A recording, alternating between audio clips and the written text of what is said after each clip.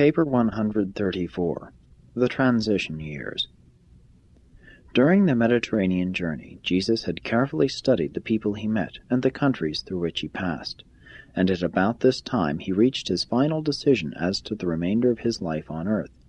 He had fully considered and now finally approved the plan which provided that he be born of Jewish parents in Palestine, and he therefore deliberately returned to Galilee to await the beginning of his life work as a public teacher of truth. He began to lay plans for a public career in the land of his father Joseph's people, and he did this of his own free will. Jesus had found out through personal and human experience that Palestine was the best place in all the Roman world wherein to set forth the closing chapters and to enact the final scenes of his life on earth. For the first time he became fully satisfied with the program of openly manifesting his true nature and of revealing his divine identity among the Jews and Gentiles of his native Palestine. He definitely decided to finish his life on earth and to complete his career of mortal existence in the same land in which he entered the human experience as a helpless babe. His Urantia career began among the Jews in Palestine, and he chose to terminate his life in Palestine and among the Jews.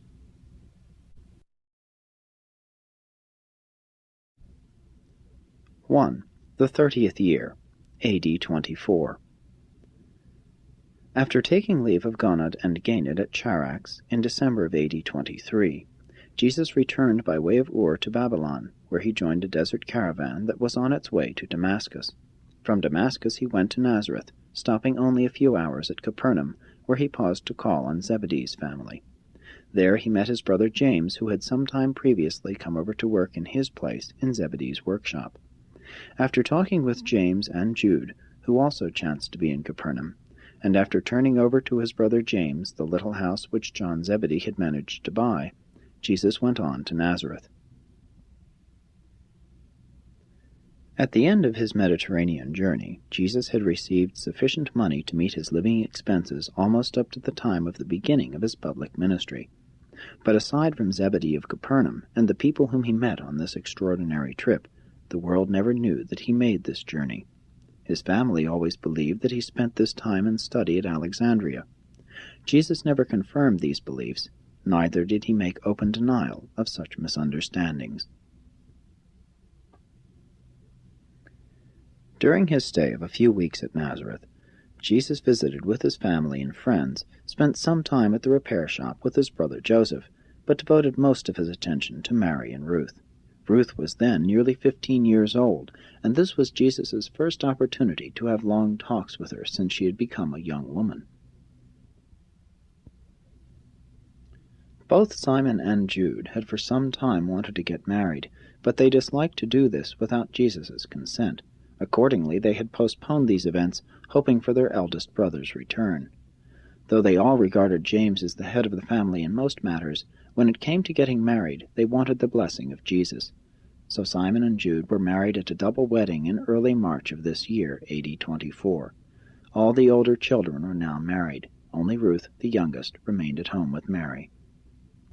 Jesus visited with the individual members of his family quite normally and naturally, but when they were all together he had so little to say that they remarked about it among themselves. Mary especially was disconcerted by this unusually peculiar behavior of her firstborn son.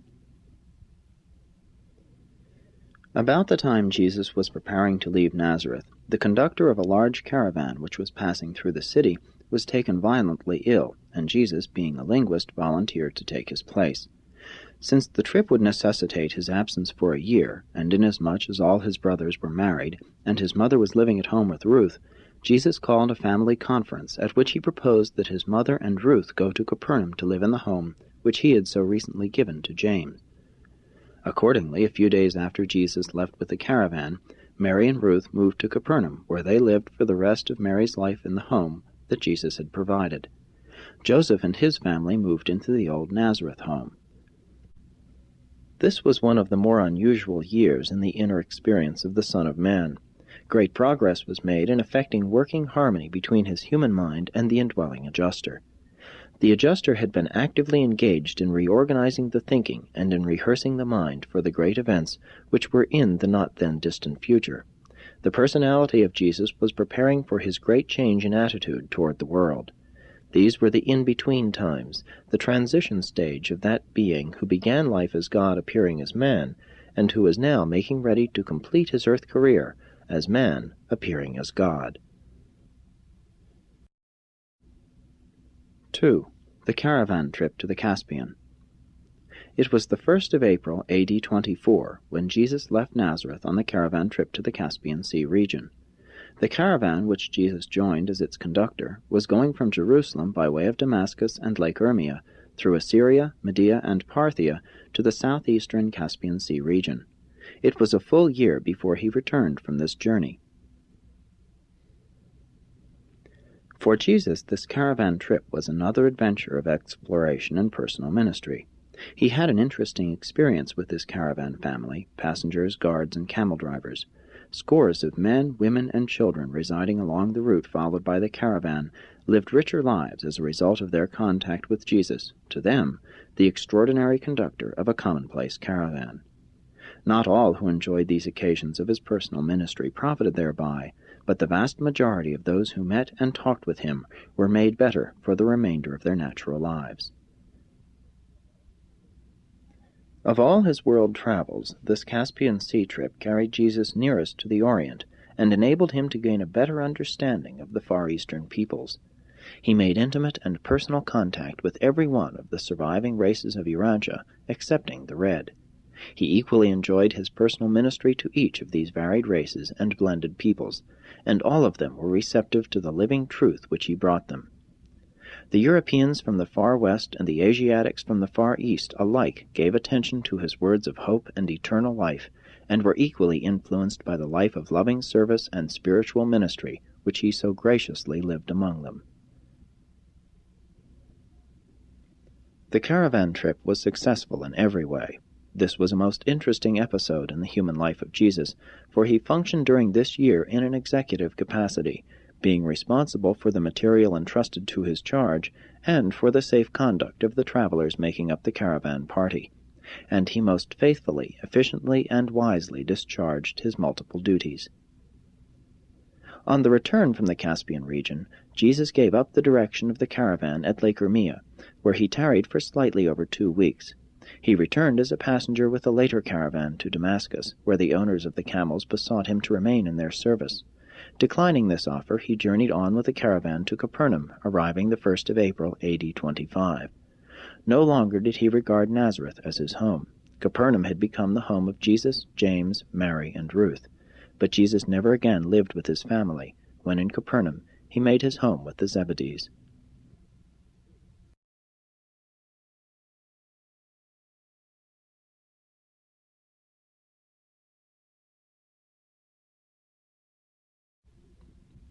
(3) The Urmia Lectures. On the way to the Caspian Sea, Jesus had stopped several days for rest and recuperation at the old Persian city of Urmia on the western shores of Lake Urmia. On the largest of a group of islands situated a short distance offshore near Urmia was located a large building, a lecture amphitheater, dedicated to the spirit of religion. This structure was really a temple of the philosophy of religions. This temple of religion had been built by a wealthy merchant citizen of Urmia and his 3 sons. This man was Symboiton, and he numbered among his ancestors many diverse peoples. The lectures and discussions in this school of religion began at 10 o'clock every morning in the week. The afternoon sessions started at 3 o'clock, and the evening debates opened at 8 o'clock. Symboiton or one of his 3 sons always presided at these sessions of teaching, discussion, and debate. The founder of this unique school of religions lived and died without ever revealing his personal religious beliefs. On several occasions Jesus participated in these discussions, and before he left Urmia, Symboiton arranged with Jesus to sojourn with them for 2 weeks on his return trip and give 24 lectures on the brotherhood of men, and to conduct 12 evening sessions of questions, discussions, and debates on his lectures in particular, and on the brotherhood of men in general. In accordance with this arrangement, Jesus stopped off on the return trip and delivered these lectures. This was the most systematic and formal of all the Master's teaching on Urantia. Never before or after did he say so much on one subject as was contained in these lectures and discussions on the brotherhood of men. In reality, these lectures were on the kingdom of God and the kingdoms of men.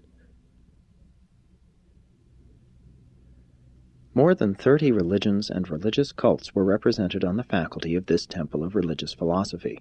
These teachers were chosen, supported, and fully accredited by their respective religious groups. At this time there were about 75 teachers on the faculty, and they lived in cottages, each accommodating about a dozen persons. Every new moon these groups were changed by the casting of lots. Intolerance, a contentious spirit, or any other disposition to interfere with the smooth running of the community would bring about the prompt and summary dismissal of the offending teacher. He would be unceremoniously dismissed, and his alternate in waiting would be immediately installed in his place. These teachers of the various religions made a great effort to show how similar their religions were in regard to the fundamental things of this life and the next. There was but one doctrine which had to be accepted in order to gain a seat on this faculty. Every teacher must represent a religion which recognized God, some sort of supreme deity. There were 5 independent teachers on the faculty who did not represent any organized religion, and it was as such an independent teacher that Jesus appeared before them. When we, the Midwayers, first prepared the summary of Jesus' teachings at Urmia, there arose a disagreement between the Seraphim of the churches and the Seraphim of Progress as to the wisdom of including these teachings in the Urantia revelation. Conditions of the 20th century, prevailing in both religion and human governments, are so different from those prevailing in Jesus' day that it was indeed difficult to adapt the Master's teachings at Urmia to the problems of the kingdom of God and the kingdoms of men as these world functions are existent in the 20th century. We were never able to formulate a statement of the Master's teachings which was acceptable to both groups of these seraphim of planetary government. Finally, the Melchizedek chairman of the Revelatory Commission appointed a commission of 3 of our number to prepare our view of the Master's Urmia teachings as adapted to 20th century religious and political conditions on Urantia. Accordingly, we 3 secondary Midwayers completed such an adaptation of Jesus' teachings, restating his pronouncements as we would apply them to present-day world conditions, and we now present these statements as they stand, after having been edited by the Melchizedek chairman of the Revelatory Commission.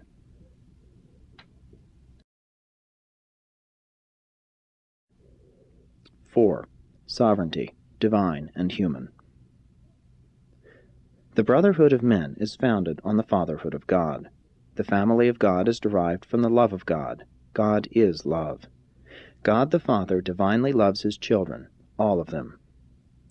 The kingdom of heaven, the divine government, is founded on the fact of divine sovereignty. God is spirit. Since God is spirit, this kingdom is spiritual. The kingdom of heaven is neither material nor merely intellectual. It is a spiritual relationship between God and man.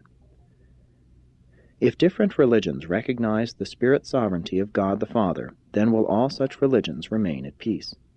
Only when one religion assumes that it is in some way superior to all others, and that it possesses exclusive authority over other religions, will such a religion presume to be intolerant of other religions or dare to persecute other religious believers. Religious peace, brotherhood, can never exist unless all religions are willing to completely divest themselves of all ecclesiastical authority and fully surrender all concept of spiritual sovereignty. God alone is spirit sovereign.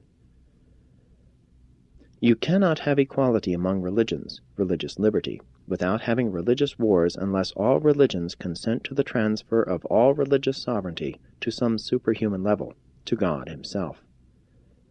The kingdom of heaven in the hearts of men will create religious unity, not necessarily uniformity, because any and all religious groups composed of such religious believers will be free from all notions of ecclesiastical authority, religious sovereignty.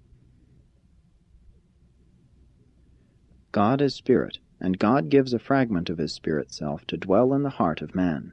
Spiritually, all men are equal. The kingdom of heaven is free from castes, classes, social levels, and economic groups. You are all brethren.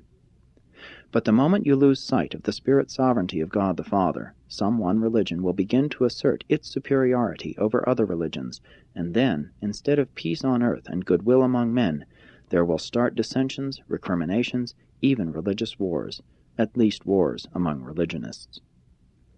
Free will beings who regard themselves as equals, unless they mutually acknowledge themselves as subject to some super-sovereignty, some authority over and above themselves, sooner or later are tempted to try out their ability to gain power and authority over other persons and groups.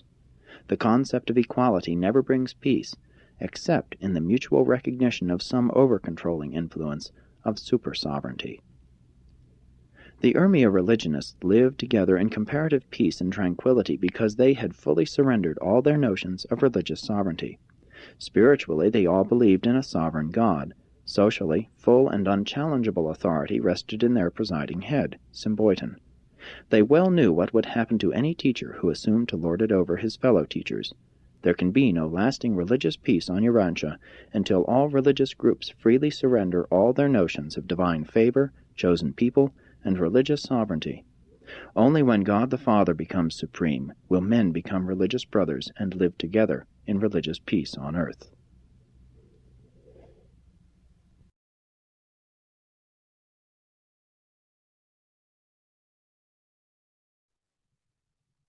I will be taking just a moment so that I can show all the pictures in this section. There's quite a few.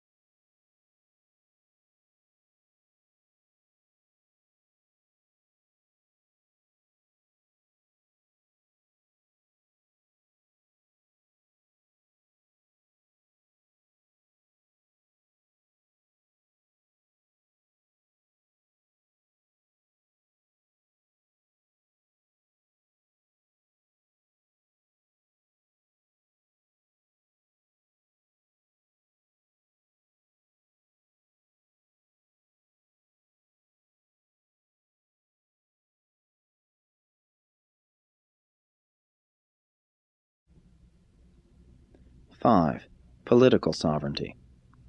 While the Master's teaching concerning the sovereignty of God is a truth, only complicated by the subsequent appearance of the religion about him among the world's religions, his presentations concerning political sovereignty are vastly complicated by the political evolution of nation life during the last 1900 years and more. In the times of Jesus, there were only two great world powers, the Roman Empire in the west and the Han Empire in the east, and these were widely separated by the Parthian kingdom and other intervening lands of the Caspian and Turkestan regions. We have, therefore, in the following presentation departed more widely from the substance of the Master's teachings at Urmia concerning political sovereignty, at the same time attempting to depict the import of such teachings as they are applicable to the peculiarly critical stage of the evolution of political sovereignty in the 20th century after Christ. War on Urantia will never end so long as nations cling to the elusive notions of unlimited national sovereignty. There are only two levels of relative sovereignty on an inhabited world: the spiritual free will of the individual mortal and the collective sovereignty of mankind as a whole. Between the level of the individual human being and the level of the total of mankind, all groupings and associations are relative, transitory, and of value only insofar as they enhance the welfare, well-being, and progress of the individual and the planetary grand total, man and mankind. Religious teachers must always remember that the spiritual sovereignty of God overrides all intervening and intermediate spiritual loyalties. Someday civil rulers will learn that the Most Highs rule in the kingdoms of men. This rule of the Most Highs in the kingdoms of men is not for the especial benefit of any especially favored group of mortals. There is no such thing as a chosen people. The rule of the Most Highs, the over-controllers of political evolution, is a rule designed to foster the greatest good to the greatest number of all men, and for the greatest length of time. Sovereignty is power, and it grows by organization. This growth of the organization of political power is good and proper, for it tends to encompass ever-widening segments of the total of mankind. But this same growth of political organizations creates a problem at every intervening stage between the initial and natural organization of political power, the family, and the final consummation of political growth, the government of all mankind, by all mankind, and for all mankind. Starting out with parental power in the family group, political sovereignty evolves by organization as families overlap into consanguineous clans, which become united, for various reasons, into tribal units, super-consanguineous political groupings. And then, by trade, commerce, and conquest, tribes become unified as a nation, while nations themselves sometimes become unified by empire. As sovereignty passes from smaller groups to larger groups, wars are lessened. That is, minor wars between smaller nations are lessened, but the potential for greater wars is increased as the nations wielding sovereignty become larger and larger. Presently, when all the world has been explored and occupied, when nations are few, strong, and powerful, when these great and supposedly sovereign nations come to touch borders, when only oceans separate them, then will the stage be set for major wars, worldwide conflicts. So-called sovereign nations cannot rub elbows without generating conflicts and eventuating wars. The difficulty in the evolution of political sovereignty from the family to all mankind lies in the inertia resistance exhibited on all intervening levels. Families have on occasion defied their clan, while clans and tribes have often been subversive of the sovereignty of the territorial state. Each new and forward evolution of political sovereignty is, and has always been, embarrassed and hampered by the scaffolding stages of the previous developments in political organization. And this is true because human loyalties, once mobilized, are hard to change. The same loyalty which makes possible the evolution of the tribe makes difficult the evolution of the supertribe, the territorial state. And the same loyalty, patriotism, which makes possible the evolution of the territorial state, vastly complicates the evolutionary development of the government of all mankind. Political sovereignty is created out of the surrender of self-determinism, first by the individual within the family, and then by the families and clans in relation to the tribe and larger groupings. This progressive transfer of self-determination from the smaller to ever larger political organizations has generally proceeded unabated in the East since the establishment of the Ming and the Mughal dynasties. In the West it obtained for more than 1,000 years right on down to the end of the World War, when an unfortunate retrograde movement temporarily reversed this normal trend by re-establishing the submerged political sovereignty of numerous small groups in Europe. Urantia will not enjoy lasting peace until the so-called sovereign nations intelligently and fully surrender their sovereign powers into the hands of the brotherhood of men, mankind government. Internationalism, leagues of nations, can never bring permanent peace to mankind. Worldwide confederations of nations will effectively prevent minor wars and acceptably control the smaller nations, but they will not prevent world wars nor control the 3, 4, or 5 most powerful governments. In the face of real conflicts, one of these world powers will withdraw from the League and declare war. You cannot prevent nations going to war as long as they remain infected with the delusional virus of national sovereignty. Internationalism is a step in the right direction. An international police force will prevent many minor wars, but it will not be effective in preventing major wars, conflicts between the great military governments of Earth. As the number of truly sovereign nations, great powers, decreases, so do both opportunity and need for mankind government increase. When there are only a few really sovereign, great powers, either they must embark on the life and death struggle for national, imperial supremacy, or else, by voluntary surrender of certain prerogatives of sovereignty, they must create the essential nucleus of supranational power which will serve as the beginning of the real sovereignty of all mankind. Peace will not come to Urantia until every so-called sovereign nation surrenders its power to make war into the hands of a representative government of all mankind. Political sovereignty is innate with the peoples of the world. When all the peoples of Urantia create a world government, they have the right and the power to make such a government sovereign. And when such a representative or democratic world power controls the world's land, air, and naval forces, peace on earth and goodwill among men can prevail. But not until then. To use an important 19th and 20th century illustration, the 48 states of the American Federal Union have long enjoyed peace. They have no more wars among themselves. They have surrendered their sovereignty to the federal government, and through the arbitrament of war they have abandoned all claims to the delusions of self-determination. While each state regulates its internal affairs, it is not concerned with foreign relations, tariffs, immigration, military affairs, or interstate commerce. Neither do the individual states concern themselves with matters of citizenship. The 48 states suffer the ravages of war only when the federal government's sovereignty is in some way jeopardized. These 48 states, having abandoned the twin sophistries of sovereignty and self-determination, enjoy interstate peace and tranquility. So will the nations of Urantia begin to enjoy peace when they freely surrender their respective sovereignties into the hands of a global government, the sovereignty of the brotherhood of men. In this world state, the small nations will be as powerful as the great, even as the small state of Rhode Island has its 2 senators in the American Congress, just the same as the populous state of New York or the large state of Texas. The limited state sovereignty of these 48 states was created by men and for men.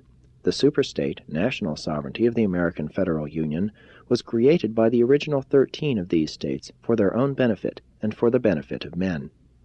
Sometime the supranational sovereignty of the planetary government of mankind will be similarly created by nations for their own benefit and for the benefit of all men. Citizens are not born for the benefit of governments. Governments are organizations created and devised for the benefit of men.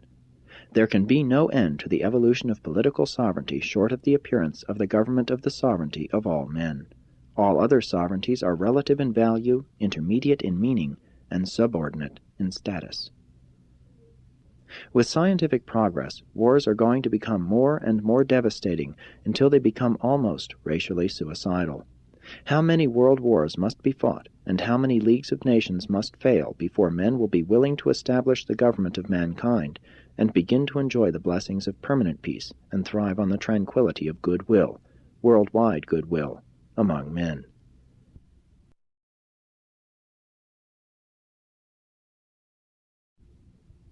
(6) Law, liberty, and sovereignty. If one man craves freedom, liberty, he must remember that all other men long for the same freedom.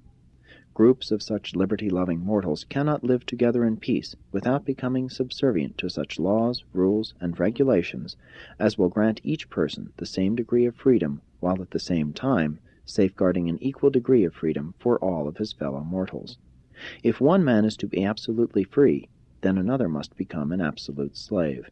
And the relative nature of freedom is true socially, economically, and politically. Freedom is the gift of civilization made possible by the enforcement of law. Religion makes it spiritually possible to realize the brotherhood of men, but it will require mankind government to regulate the social, economic, and political problems associated with such a goal of human happiness and efficiency. There shall be wars and rumors of wars. Nation will rise against nation, just as long as the world's political sovereignty is divided up and unjustly held by a group of nation-states. England, Scotland, and Wales were always fighting each other until they gave up their respective sovereignties, reposing them in the United Kingdom. Another world war will teach the so-called sovereign nations to form some sort of federation, thus creating the machinery for preventing small wars, wars between the lesser nations. But global wars will go on until the government of mankind is created. Global sovereignty will prevent global wars. Nothing else can. The 48 American free states live together in peace. There are among the citizens of these 48 states all of the various nationalities and races that live in the ever-warring nations of Europe. These Americans represent almost all the religions and religious sects and cults of the whole wide world, and yet here in North America they live together in peace. And all this is made possible because these 48 states have surrendered their sovereignty and have abandoned all notions of the supposed rights of self-determination. It is not a question of armaments or disarmament, neither does the question of conscription or voluntary military service enter into these problems of maintaining worldwide peace. If you take every form of modern mechanical armaments and all types of explosives away from strong nations, they will fight with fists, stones, and clubs as long as they cling to their delusions of the divine right of national sovereignty. War is not man's great and terrible disease. War is a symptom, a result. The real disease is the virus of national sovereignty. Urantia nations have not possessed real sovereignty. They never have had a sovereignty which could protect them from the ravages and devastations of world wars. In the creation of the global government of mankind, the nations are not giving up sovereignty so much as they are actually creating a real, bona fide, and lasting world sovereignty which will henceforth be fully able to protect them from all war. Local affairs will be handled by local governments, national affairs by national governments, international affairs will be administered by global government. World peace cannot be maintained by treaties, diplomacy, foreign policies, alliances, balances of power, or any other type of makeshift juggling with the sovereignties of nationalism. World law must come into being and must be enforced by world government, the sovereignty of all mankind.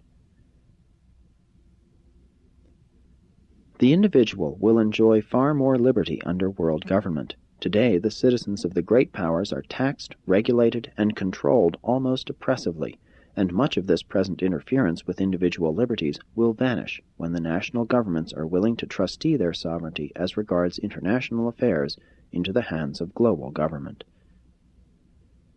Under global government, the national groups will be afforded a real opportunity to realize and enjoy the personal liberties of genuine democracy.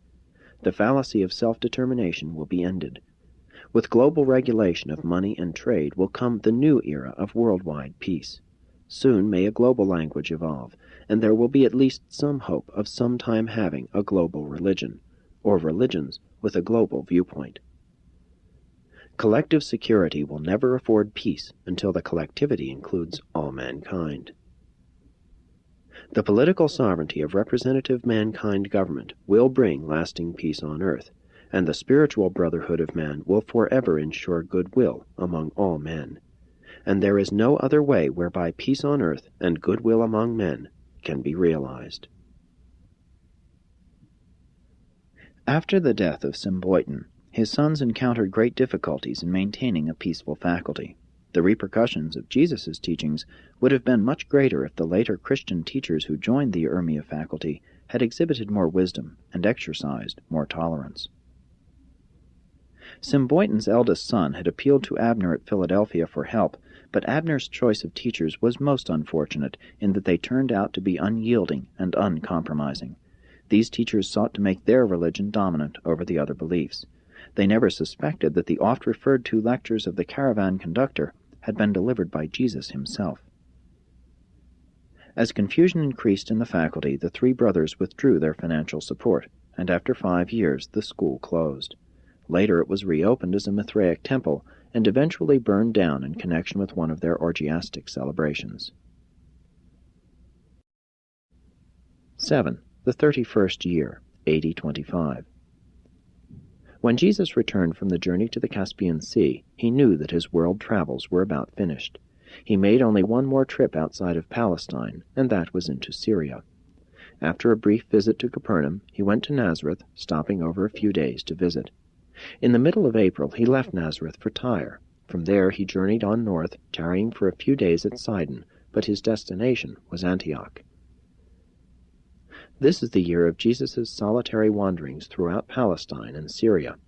Throughout this year of travel he was known by various names in different parts of the country: the carpenter of Nazareth, the boat builder of Capernaum, the scribe of Damascus, and the teacher of Alexandria.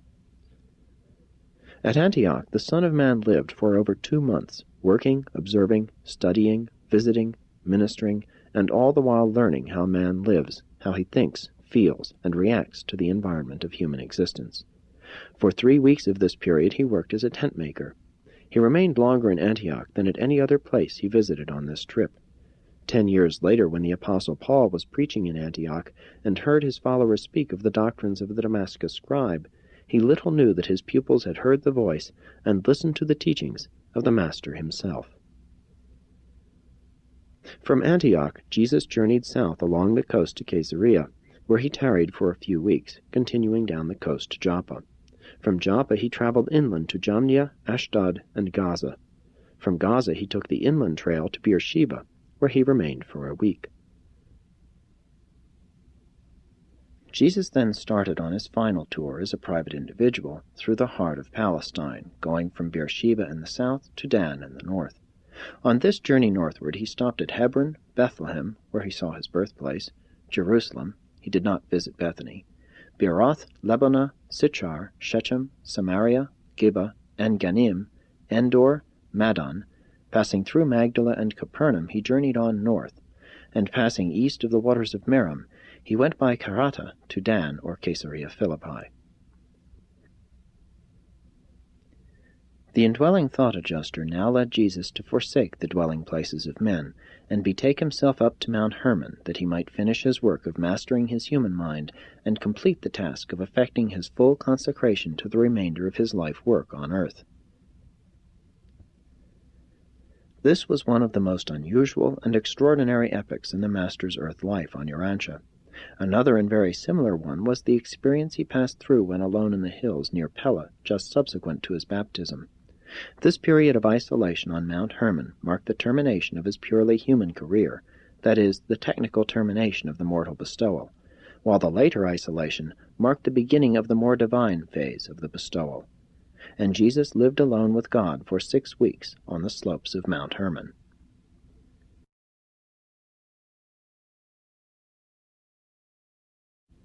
(8) The sojourn on Mount Hermon. After spending some time in the vicinity of Caesarea Philippi, Jesus made ready his supplies, and securing a beast of burden and a lad named Tiglath, he proceeded along the Damascus road to a village sometime known as Beit Jen, in the foothills of Mount Hermon. Here, near the middle of August A.D. 25, he established his headquarters, and leaving his supplies in the custody of Tiglath, he ascended the lonely slopes of the mountain. Tiglath accompanied Jesus this first day up the mountain to a designated point about 6,000 feet above sea level, where they built a stone container in which Tiglath was to deposit food twice a week. The first day, after he had left Tiglath, Jesus had ascended the mountain only a short way when he paused to pray. Among other things, he asked his Father to send back the guardian seraphim to be with Tiglath. He requested that he be permitted to go up to his last struggle with the realities of mortal existence alone, and his request was granted. He went into the great test with only his indwelling adjuster to guide and sustain him. Jesus ate frugally while on the mountain. He abstained from all food only a day or two at a time. The superhuman beings who confronted him on this mountain, and with whom he wrestled in spirit, and whom he defeated in power, were real. They were his archenemies in the system of Satania. They were not phantasms of the imagination, evolved out of the intellectual vagaries of a weakened and starving mortal who could not distinguish reality from the visions of a disordered mind. Jesus spent the last 3 weeks of August and the first 3 weeks of September on Mount Hermon. During these weeks he finished the mortal task of achieving the circles of mind understanding and personality control. Throughout this period of communion with his heavenly Father, the indwelling adjuster also completed the assigned services. The mortal goal of this earth creature was there attained. Only the final phase of mind and adjuster attunement remained to be consummated. After more than 5 weeks of unbroken communion with his Paradise Father, Jesus became absolutely assured of his nature and of the certainty of his triumph over the material levels of time-space personality manifestation. He fully believed in, and did not hesitate to assert, the ascendancy of his divine nature over his human nature. Near the end of the mountain sojourn, Jesus asked his Father if he might be permitted to hold conference with his Satania enemies as the Son of Man, as Joshua ben Joseph. This request was granted. During the last week on Mount Hermon, the great temptation, the universe trial, occurred. Satan, representing Lucifer, and the rebellious planetary prince, Caligastia, were present with Jesus and were made fully visible to him.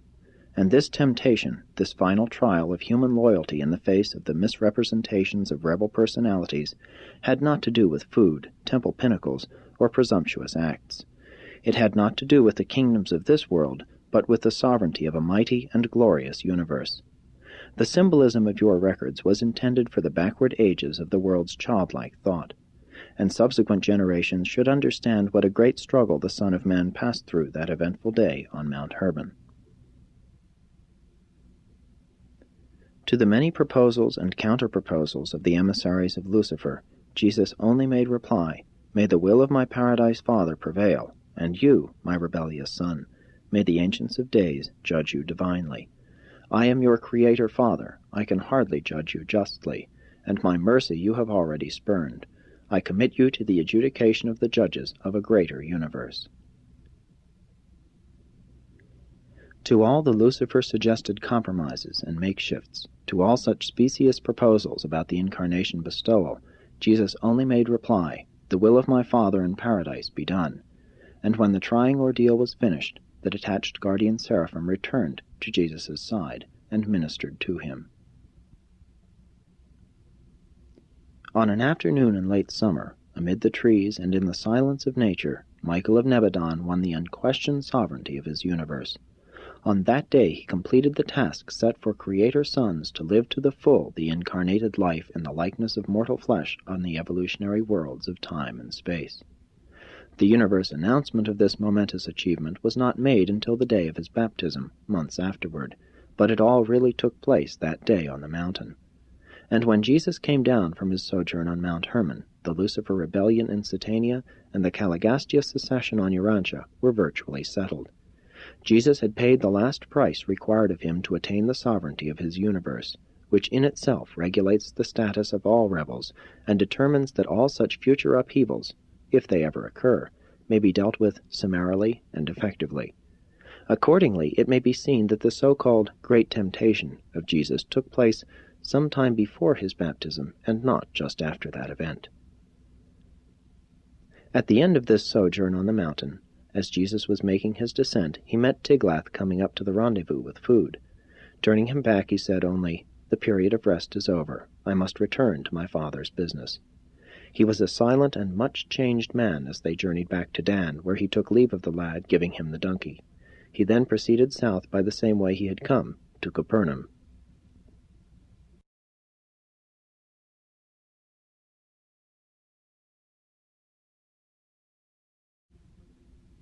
(9) The time of waiting.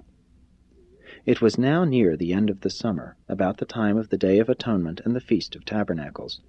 Jesus had a family meeting in Capernaum over the Sabbath, and the next day started for Jerusalem with John the son of Zebedee, going to the east of the lake and by Gerasa and on down the Jordan Valley. While he visited some with his companion on the way, John noted a great change in Jesus. Jesus and John stopped overnight at Bethany with Lazarus and his sisters, going early the next morning to Jerusalem. They spent almost 3 weeks in and around the city, at least John did. Many days John went into Jerusalem alone, while Jesus walked about over the nearby hills and engaged in many seasons of spiritual communion with his Father in heaven.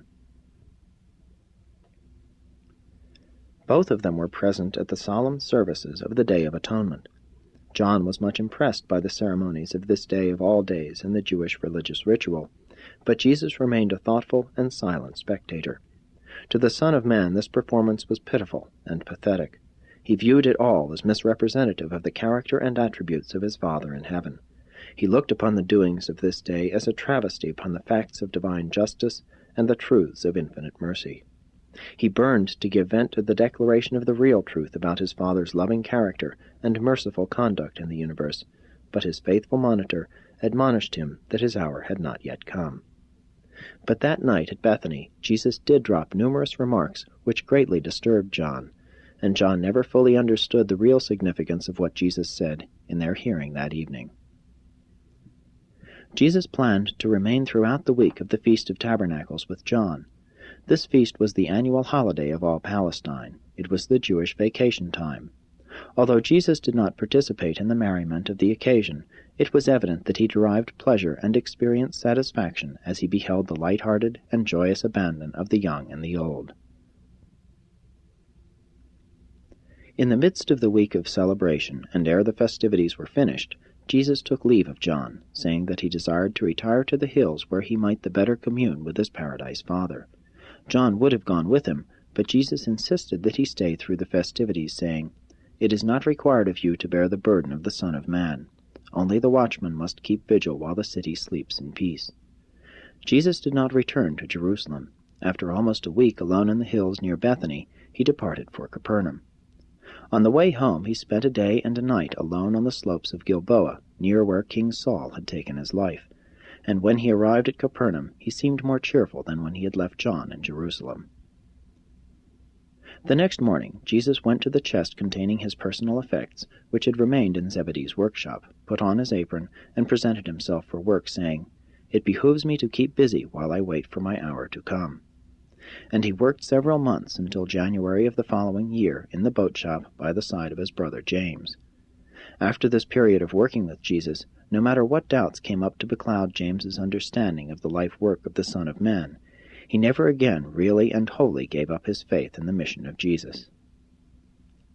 During the final period of Jesus' work at the boat shop, he spent most of his time on the interior finishing of some of the larger craft.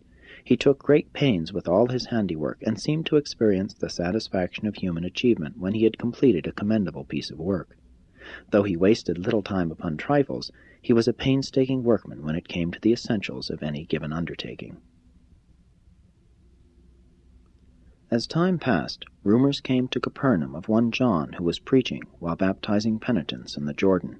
And John preached, "The kingdom of heaven is at hand. Repent and be baptized." Jesus listened to these reports as John slowly worked his way up the Jordan Valley from the ford of the river nearest to Jerusalem. But Jesus worked on, making boats, until John had journeyed up the river to a point near Pella in the month of January of the next year, AD 26, when he laid down his tools, declaring, "My hour has come," and presently presented himself to John for baptism. But a great change had been coming over Jesus. Fewer of the people who had enjoyed his visits and ministrations as he had gone up and down in the land ever subsequently recognized in the public teacher the same person they had known and loved as a private individual in former years. And there was a reason for this failure of his early beneficiaries to recognize him in his later role of public and authoritative teacher. For long years this transformation of mind and spirit had been in progress, and it was finished during the eventful sojourn on Mount Hermon.